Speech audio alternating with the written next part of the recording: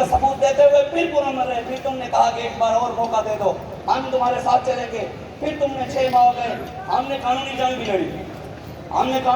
भी लड़ी, अदालतों में गए, हमारे हक में फैसला आया, हम फिर पुरअमन रहे, हमने कुछ भी नहीं किया। 14 अगस्त को बताएं कितनी बड़ी रैली थी। सुभान अल्लाह। एक सीधा बाबा जी के पास और एक सीधा हुजूर दादा अली हज़रत गंज बख्शे फैज़ आलम मज़हरे नूर नाकिसारा पीर कामिल कामिलाना रहनुमा।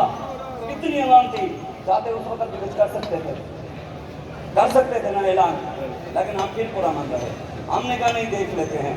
हम पाकिस्तानी होने का सबूत देते हुए पुरअमन रहे, कोई नुकसान नहीं किया। फिर भी उस दिन तुमने 137 बंदे, 200 के करीब बंदे गिरफ्तार किए, जो आज तक भी नौजवान कुछ न कुछ अंदर हैं, अभी भी कुछ न कुछ हैं, काफी सारे रिहा हो गए। फिर भी हमने कुछ भी नहीं किया। हमें कोई पाकिस्तानी होने का बताए भी ना और हमें अमन का कोई दर्स भी ना दे।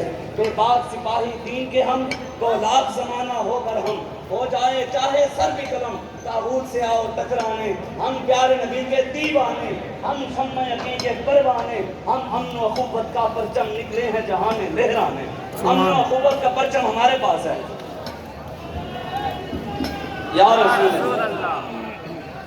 अच्छा, जिंदाबाद जिंदाबाद जिंदाबाद जिंदाबाद।